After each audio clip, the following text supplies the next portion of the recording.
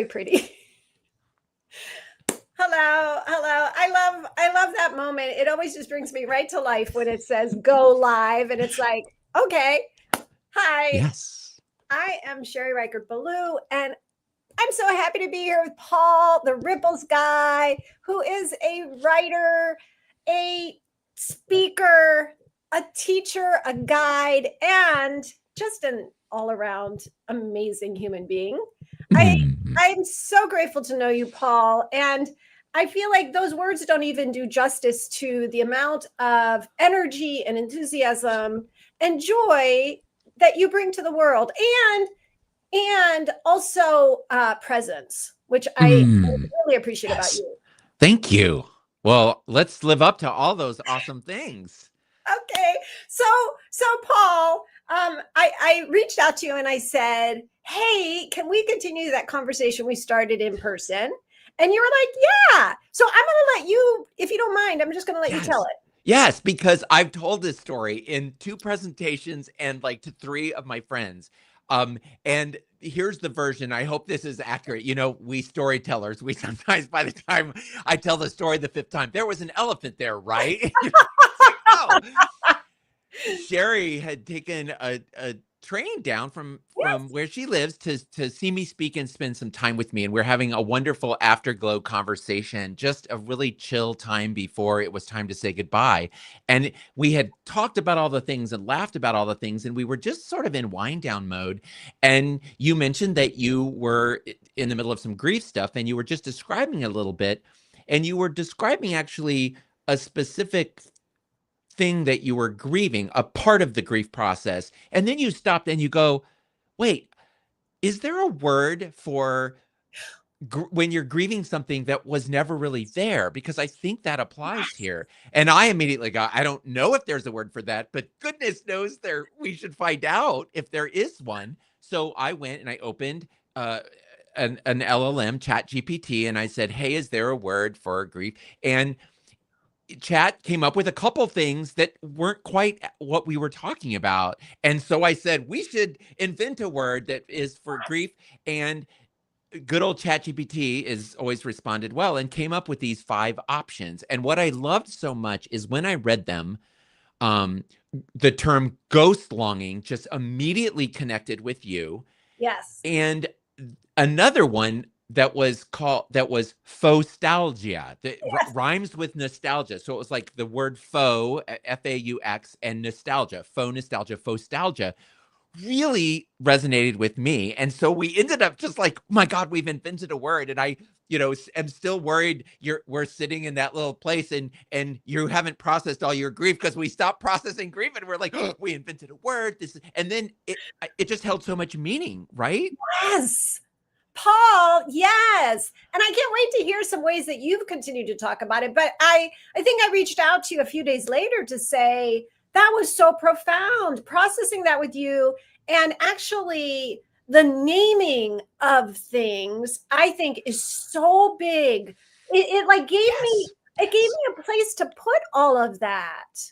Yeah, and not feel stupid because I think in that moment, I think there was a part of you that like you're not allowed to grieve something that you didn't lose. Like there was a part of you that was like, "Oh, this is wrong." And I feel like us finding a word, it's like, no, it's a thing. And what's so great is I swear to you, Sherry, every single time I have talked about it one-on-one with people or in groups, I have gotten immediate follow-up and with examples of how they that relates to something they're going through. So it is so true that this is Wow. an experience that a lot of people have. And I'm thinking in my head right now about emotional regulation and how so important it is when you can name your feelings and it changes your relationship to the emotion once you can claim it and know it. And it doesn't make it go away, but it tends to make it much more manageable. And I think this is the same thing. Is it helped you understand this experience you were having, and I think it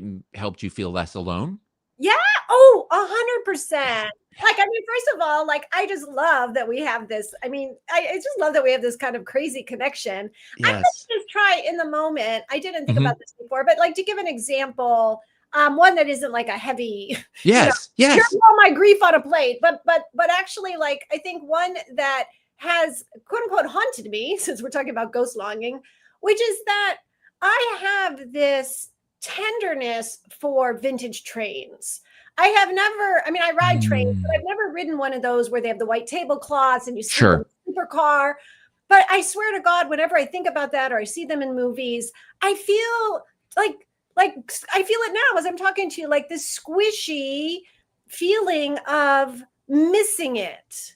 And that's like a very easy to talk about kind of ghost longing, right? Like, Yes. oh, I miss those days I used to ride on vintage trains with my, my hat box. Well, Right. yeah. Yes. And Yeah.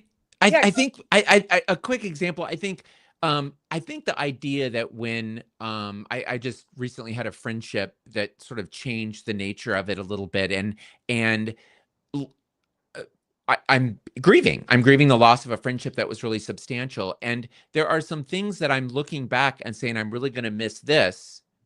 And then I look and I'm like, I wonder if that was really there or if I had made that up. And for me, nostalgia, again, it gives me Yes. permission to still mourn it. And I think it's like grieving the loss of something that you wished you had or you deserve to have. That's still grief. It's still a form of grief. Yes. And oh my gosh, I love what you just said because it's like it's showing me also it is multifaceted, right? So, Like something else that just jumped in my mind is that I was recently at a girlfriend's and she and her husband were playing music after dinner. And I just really literally could have just cried the whole time. It brought up so much nostalgia. I mm, I never had that life, but wow, does it live in me somewhere? yeah.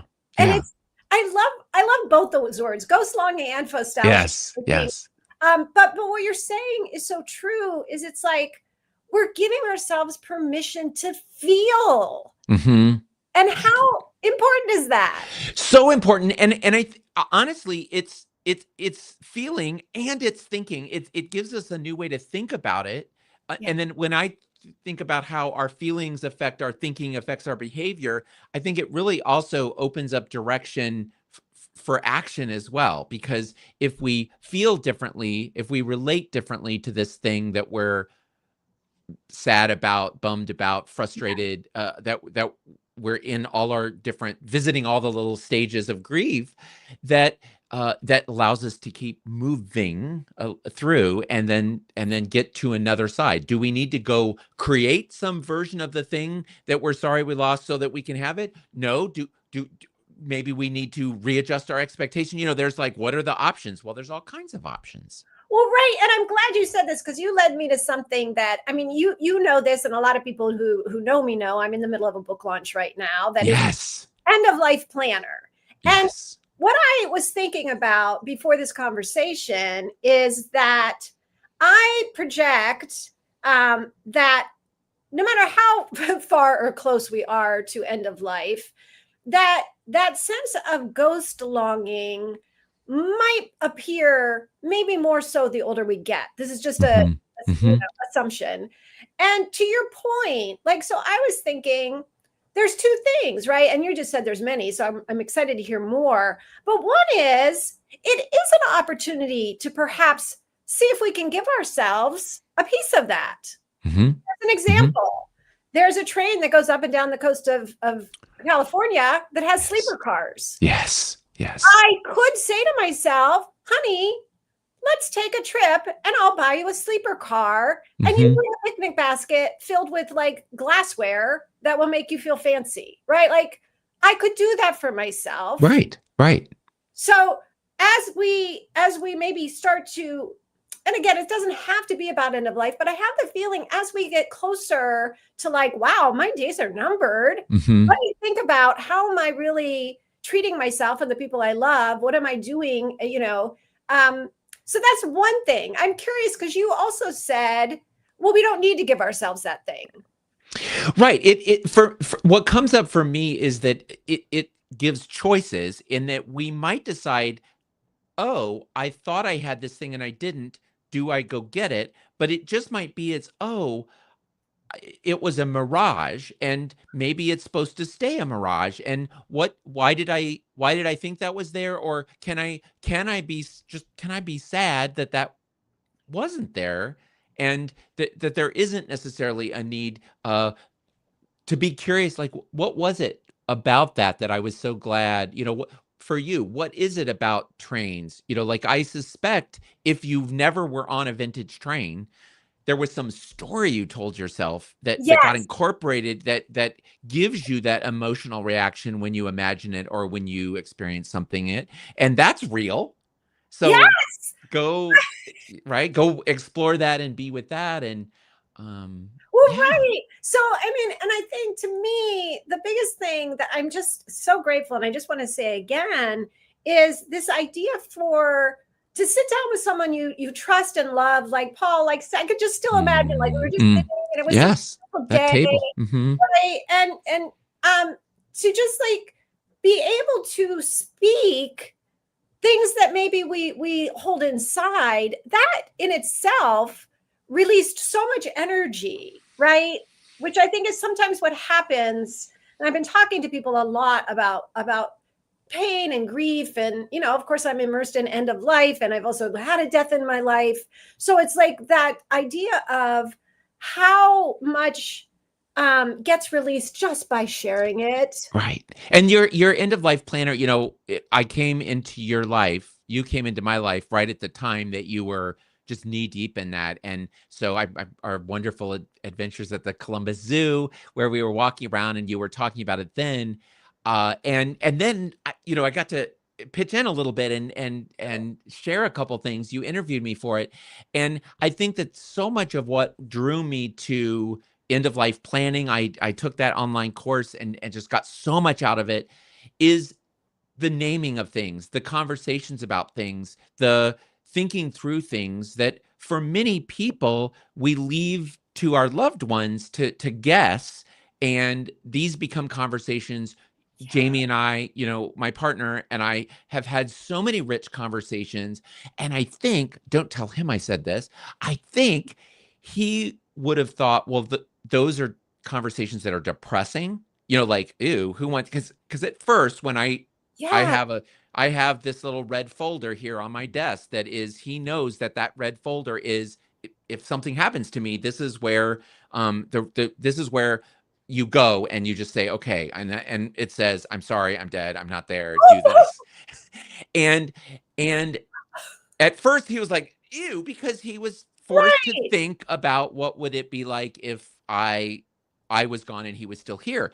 But once he got over that initial shot, it has turned into hours and hours of conversations that allow me to get to know things about my sweetie that, even though we had been together, now a decade, that we didn't know. And hypotheticals, like, just randomly now, it is very normal. I would suspect at least once a week, some aspect of, hey, what would you want to do?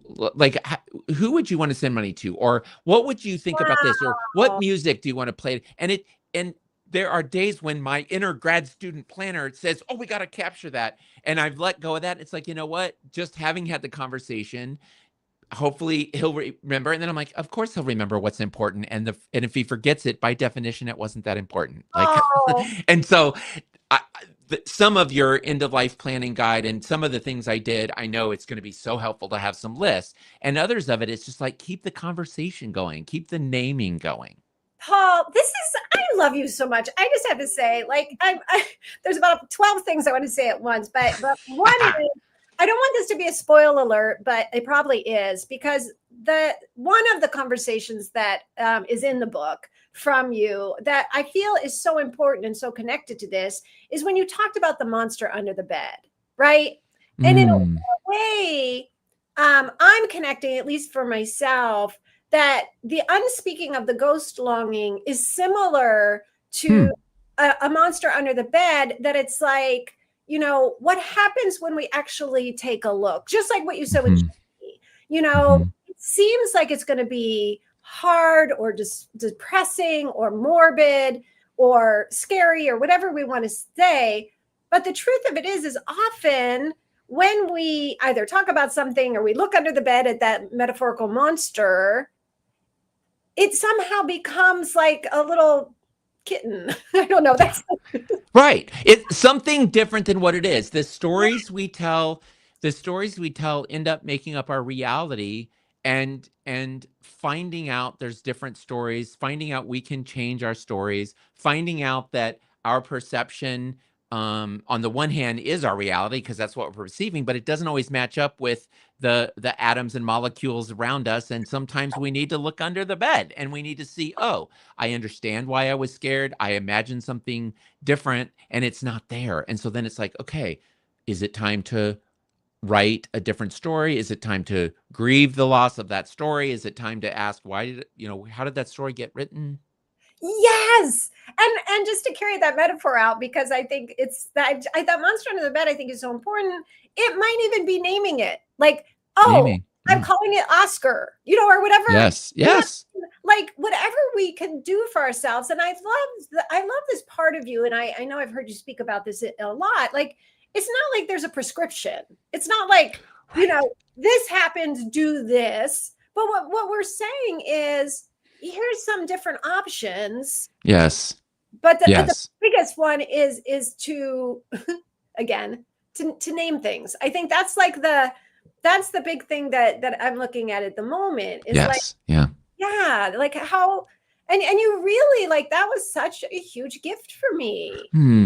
Yeah, and I think you're right. I think that this whole conversation is about this moment at which we co-created a name. We found a way to label an experience that you were having, but that I was having, and lots of people have, that we understood it better. We feel less alone.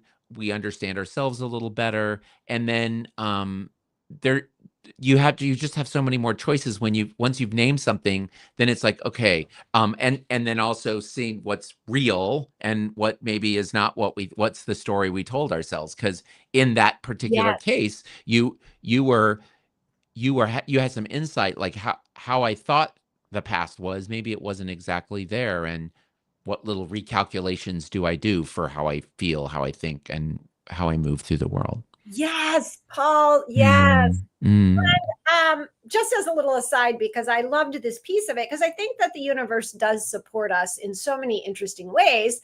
I was actually riding a train. It wasn't an old vintage train with white tablecloths, but I remember I was riding a train home, an Amtrak train, and I was reading a book.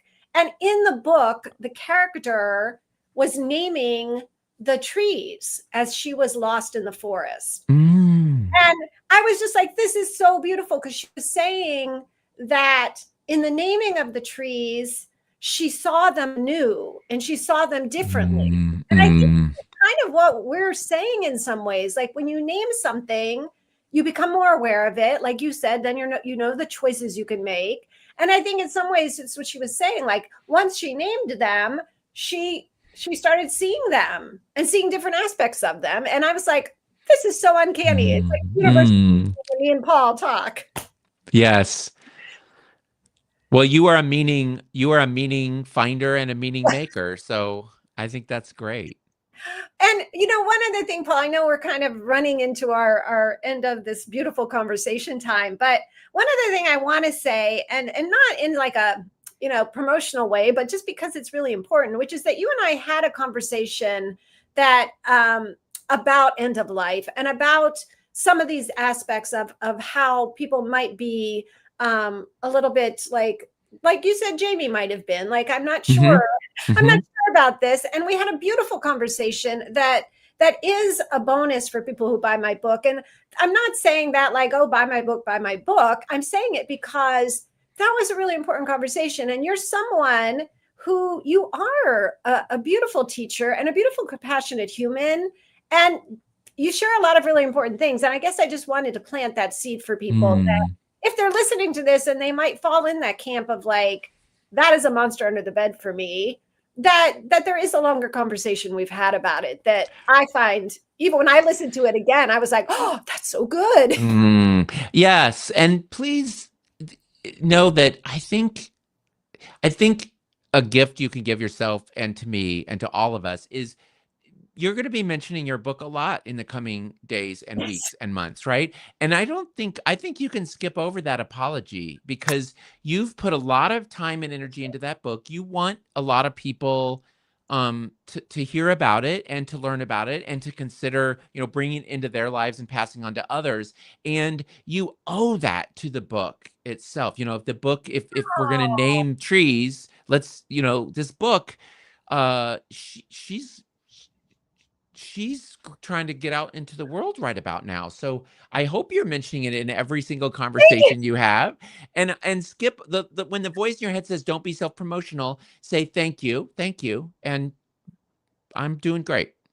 I love it. This is classic Paul too. So I love that. I love It that you is? said that. Yeah, it's like, well, I'm going to name it. You tell me if this feels true to you or not. But to me, it's like compassionate, loving Coach Paul. Mm, Like you're not like, let me tell you what to do. You're always, right. to me, you're always, and I've seen you. I was fortunate enough to get to hear you speak right at that event, and it's like you're like Uncle Paul. Yes, right. It's so funny because where you saw me speak was down at Cal Poly, a university in California. And for many years, my nickname had become Cal Poly, spelled slightly differently. And it's really interesting that over the last several years, Uncle Paul has sort of replaced that. And I really appreciate that. I try not to give unsolicited advice. My friend Pidge texted me a really great quote that unsolicited advice is criticism. I know, right? Like jaw-dropping, so awesome. And I do think when I see, it's sort of like when you see something, say something. And to Yes. give people an invitation, I invite you, Sherry, to graduate from needing to apologize for that thing. And then if it resonates, great. And if it doesn't, great. It's easy for you to see I was trying to help, and hopefully it wasn't too much. Yes. And I would just like to say to people, like I hope people take that away too, right? I mean, like when we have these conversations, they're not scripted. We don't really know what Right, we don't right. know what is going to go. Yes. But that may be just the thing that someone else needs to hear. It's Yes. like if you've created something that is really important in the world, right? Mm-hmm. Like please share it. Like we need Mm-hmm. it. And so oh, Paul, I'm so grateful to you. I loved this conversation. I love that it took me right back to sitting in the sun with you in person. And I love everywhere that I know it's going to take me in the future because they always do, Good. right? They Yes. send me. Yeah. Yeah. Well, it was a delight. It was a fun to spend time, to spend time with you in person, after our magical, our first time together at the Columbus Zoo. And yes, to have a follow-up real time, and we got to know each other a little better, and we invented some words together, which is great. So Okay. One last thing. I know I keep saying last thing, but I want to say this to people too, because I didn't say it at the beginning. I met Paul because of a Facebook post. And I just want to say to people, because I know that there's a lot to complain about social media. People can do that all they want. But I also want to say, I would not be sitting here with you yeah, it's if it true. weren't for social True. media and your energy. So it's like your energy popped off the page at me. And I was like, I want to know that guy.